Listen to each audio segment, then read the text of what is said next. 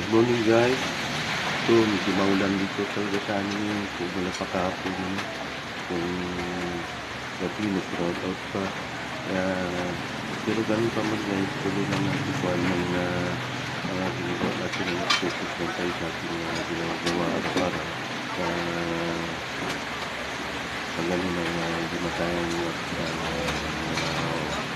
opportunity guys, ano na